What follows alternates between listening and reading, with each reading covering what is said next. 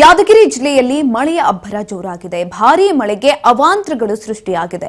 ಇನ್ನು ಸುರಿದಂತಹ ಮಳೆಗೆ ರಸ್ತೆಗಳು ಜಲಾವೃತ ಆಗಿದೆ. ದೇವಸ್ಥಾನದ ಒಳಗೂ ಕೂಡ ನೀರು ನುಗ್ಗಿರುವಂತದ್ದು. ಗ್ರಾಮಗಳಲ್ಲಿರುವಂತಹ ಜನಸಾಮಾನ್ಯರು ಪರದಾಟವನ್ನು ನಡೆಸಿದ್ದಾರೆ. ಯಾದಗಿರಿ ಜಿಲ್ಲೆಯಲ್ಲಿ ಮಳೆಯ ಅಬ್ಬರ ಜೋರಾಗಿದೆ. ಭಾರೀ ಮಳೆಗೆ ರಸ್ತೆಗಳು ಜಲಾವೃತ ಆಗಿದೆ. ದೇವಸ್ಥಾನಗಳು ಜಲಾವೃತ ಆಗಿದೆ. ತೆಗ್ಗಳ್ಳಿ ಗ್ರಾಮದಲ್ಲಿರುವಂತಹ ಜಕ್ಕಮ್ಮ ದೇಗುಲಕ್ಕೆ ಜಲ ದಿಗ್ಬಂಧನ ಆವರಿಸಿಕೊಂಡಿರುವಂಥದ್ದು. ಯಾದಗಿರಿ ಜಿಲ್ಲೆಯ ಹುಣಸಗಿ ತಾಲೂಕಿನ ತೆಗ್ಗಳ್ಳಿ ಗ್ರಾಮ ಇದು. ತೆಗ್ಗಳ್ಳಿ ಮತ್ತು ಯಡ್ಡಹಳ್ಳಿ ಸಂಪರ್ಕ ರಸ್ತೆಗಳು ಸಂಪೂರ್ಣವಾಗಿ ಜಲಾವೃತ ಆಗಿದೆ. ನೀರಿನ ರಭಸಕ್ಕೆ ವಾಹನಗಳು ಎಲ್ಲವೂ ಕೂಡ ಕೊಚ್ಚಿ ಹೋಗಿರುವಂಥದ್ದು. ಗ್ರಾಮದ ಸರ್ಕಾರಿ ಶಾಲೆ ಆವರಣದಲ್ಲೂ ಕೂಡ ಮಳೆಯ ನೀರು ನುಗ್ಗಿದೆ. ಯಾದಗಿರಿ ಜಿಲ್ಲೆಯಲ್ಲಿ ಮಳೆಯ ಆರ್ಭಟ ಜೋರಾಗಿತ್ತು. ಹವಾಮಾನ ಇಲಾಖೆ ಈಗ ಆಲ್ರೆಡಿ ಮುನ್ಸೂಚನೆಯನ್ನ ಕೂಡ ಕೊಟ್ಟಿತ್ತು. ಜಿಲ್ಲಾಡಳಿತದಿಂದ ಕ್ರಮಗಳನ್ನ ಕೂಡ ತೆಗೆದುಕೊಳ್ಳಲಾಗಿತ್ತು. ಇದೀಗ ಜಲ ದಿಗ್ಬಂಧನ ಆಗಿದೆ. ಭಾರೀ ಮಳೆಗೆ ತೆಗ್ಗಳ್ಳಿ ಗ್ರಾಮದಲ್ಲಿರುವಂತಹ ಜಕ್ಕಮ್ಮ ದೇಗುಲಕ್ಕೆ ಜಲ ದಿಗ್ಬಂಧನ ಆಗಿರುವಂಥದ್ದು. ಯಾದಗಿರಿ ಜಿಲ್ಲೆಯ ಹುಣಸಗಿ ತಾಲೂಕಿನ ತೆಗ್ಗಳ್ಳಿ ಗ್ರಾಮ ಇದು. ನೀವು ನೋಡ್ತಾ ಇರಬಹುದು ದೃಶ್ಯಗಳಲ್ಲಿ ಎಷ್ಟು ಪ್ರಮಾಣದಲ್ಲಿ ಮಳೆ ಬಂದಿದೆ ಅಂತ. ಸಂಪೂರ್ಣವಾಗಿ ಅಲ್ಲಿನ ರಸ್ತೆಗಳು ಜಲಾವೃತ ಆಗಿದೆ. ಈ ಕುರಿತಾಗಿ ಹೆಚ್ಚಿನ ಮಾಹಿತಿಯನ್ನು ತಿಳ್ಕೊಳ್ತಾ ಹೋಗೋಣ. ನಮ್ಮ ಪ್ರತಿನಿಧಿ ಬಸವನಗೌಡ ಪಾಟೀಲ್ ಸಂಪರ್ಕದಲ್ಲಿದ್ದಾರೆ. ಎಸ್ ಬಸವನಗೌಡ, ಯಾದಗಿರಿ ಜಿಲ್ಲೆಯಲ್ಲಿ ಮಳೆಯ ಅಬ್ಬರ ಜೋರಾಗಿತ್ತು. ಈಗ ಆಲ್ರೆಡಿ ಅವಾಂತರಗಳು ಸೃಷ್ಟಿಯಾಗಿದೆ. ಅಲ್ಲಿ ಯಾವ ರೀತಿ ಇದೆ ಪರಿಸ್ಥಿತಿ? ಹೆಚ್ಚಿನ ಮಾಹಿತಿ ಕೊಡೋದಾದ್ರೆ. ಎಸ್, ಕರೆ ಕಟ್ಟಾಗಿದೆ, ಮತ್ತೆ ಸಂಪರ್ಕ ಮಾಡೋಣ. ಸುರಿದ ಮಳೆಗೆ ಅವಾಂತರಗಳು ಸೃಷ್ಟಿಯಾಗಿರುವಂಥದ್ದು. ಜಲ ದಿಗ್ಬಂಧನ ಆಗಿದೆ ತೆಗ್ಗಳ್ಳಿ ಗ್ರಾಮದಲ್ಲಿರುವಂತಹ ಜಕ್ಕಮ್ಮ ದೇಗುಲ.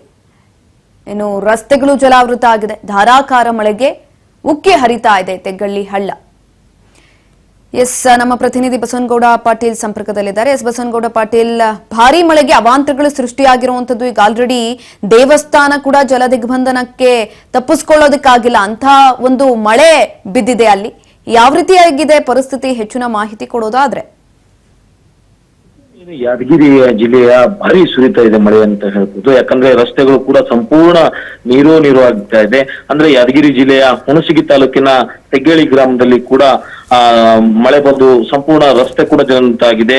ಅಂದ್ರೆ ಯಾದಗಿರಿ ಜಿಲ್ಲೆ ಇರುವ ಹೊರಭಾಗದಲ್ಲಿರುವಂತಹ ತೆಗ್ಗಳ್ಳಿ ಗ್ರಾಮದ ಹೊರಭಾಗದ ಆ ಜಕ್ಕಮ್ಮ ದೇವಿಯ ದೇವಸ್ಥಾನ ಕೂಡ ದಿಗ್ಬಂಧನ ಆಗಿದೆ, ಜಲಾವೃತ ದಿಗ್ಬಂಧನ ಆಗಿದೆ. ಹಾಗಾಗಿ ತೆಗ್ಗಳ್ಳಿ ಗ್ರಾಮಕ್ಕೆ ಮತ್ತು ಯಡ್ಡಹಳ್ಳಿ ಗ್ರಾಮಕ್ಕೆ ಹೋಗುವಂತ ರಸ್ತೆ ಕೂಡ ಸಂಪೂರ್ಣ ಕಡಿತವಾಗಿದೆ. ಹಾಗಾಗಿ ಆ ಭಾಗದ ಆ ಊರಿಗೆ ಮತ್ತು ಈ ಗ್ರಾಮಕ್ಕೆ ತೆರಳುವಂತ ಜನರಿಗೆ ಕೂಡ ತೊಂದರೆಯಾಗಿದೆ. ಹಾಗಾಗಿ ಹಳ್ಳ ಕೂಡ ನದಿಯಂತೆ ಹುಟ್ಟಿ ಹರಿದು ಬರ್ತಾ ಇದೆ. ಹಾಗಾಗಿ ಎರಡು ಗ್ರಾಮದ ಜನರಿಗೆ ಜೀವ ಭಯ ಎದುರಾಗ್ತಾ ಇದೆ. ಯಾಕಂದ್ರೆ ಮಕ್ಕಳು ಕೂಡ ಬೆಳಗ್ಗೆ 8 ಗಂಟೆ ಆದ್ರೂ ಕೂಡ ಶಾಲೆಗೆ ಹೋಗ್ಬೇಕಾಗುತ್ತೆ. ಅದೇ ರಸ್ತೆ ಮುಖಾಂತರನೇ ಕೂಡ ಶಾಲೆಗೆ ಹೋಗೋದು ದಾಟಬೇಕಾಗುತ್ತೆ.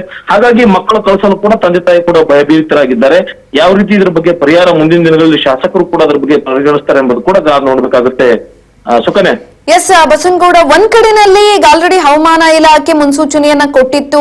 ಆರೆಂಜ್ ಅಲರ್ಟ್, ರೆಡ್ ಅಲರ್ಟ್ ಅಂತ ಈಗ ಅಲರ್ಟ್ ಗಳನ್ನ ಘೋಷಣೆ ಮಾಡಿತ್ತು. ಜಿಲ್ಲಾಡಳಿತದಿಂದ ಯಾವುದೇ ರೀತಿಯಾದಂತಹ ಕ್ರಮವನ್ನು ತೆಗೆದುಕೊಂಡಿರ್ಲಿಲ್ವಾ ಅಂತ?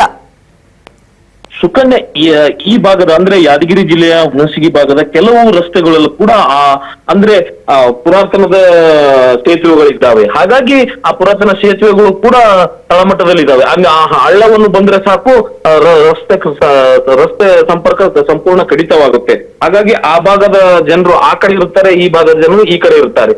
ಇದು ಬಹುದಿನಗಳಿಂದ ನಡೀತಾ ಬರ್ತಾ ಇದೆ. ಆದ್ರೆ ಈ ಕಡೆ ಗಮನ ಹರಿಸಬೇಕಾಗಿತ್ತು ಅಧಿಕಾರಿಗಳು. ಯಾವ ಮಟ್ಟಿಗೆ ಅಧಿಕಾರಿಗಳು ಗಮನ ಹರಿಸ್ತಾರೆ ಕಾದ್ ನೋಡ್ಬೇಕು. ಯಾಕಂದ್ರೆ KKDBಯಲ್ಲಿ ಸಾಕಷ್ಟು ಅನುದಾನ ಇದೆ ರಸ್ತೆ ಮಾಡಲು, ಸಾರ್ವಜನಿಕರಿಗೆ ನೀಡುವಂತ ಎಲ್ಲ ಮೂಲಭೂತ ಸೌಕರ್ಯಕ್ಕೆ KKDBಯಲ್ಲಿ ಸಾಕಷ್ಟು ಅನುದಾನ ಇದೆ. ಹಾಗಾಗಿ ಶಾಸಕರು ಅದನ್ನು ಬಳಸಿಕೊಂಡು ಸಾರ್ವಜನಿಕರಿಗೆ ಅನುಕೂಲ ಮಾಡ್ತಾರೆ ಎಂಬುದು ಕೂಡ ಕಾದ್ ನೋಡ್ಬೇಕಾಗುತ್ತೆ. ಯಾಕಂದ್ರೆ ಮಳೆ ಪ್ರಮಾಣ ಬಹಳ ಹೆಚ್ಚಾಗಿ ಕಂಡು ಬರ್ತಾ ಇದೆ. ದಿನನಿತ್ಯ ದಿನವೂ ಮಳೆ ಹೆಚ್ಚಾಗ್ತಾ ಇದೆ. ಹಾಗಾಗಿ ಮಕ್ಕಳು ಶಾಲೆಗೆ ಹೋಗ್ಬೇಕಂದ್ರೆ ಕೂಡ ಬಹಳ ಹರಸಾಹಸ ಪಡ್ತಾ ಇದ್ದಾರೆ ಅಂತ ಹೇಳ್ಬೋದು. ಸುಕನ್ಯಾ, ಧನ್ಯವಾದಗಳು ಬಸವಗೌಡ ಪಾಟೀಲ್ ಹೆಚ್ಚಿನ ಮಾಹಿತಿಗಾಗಿ.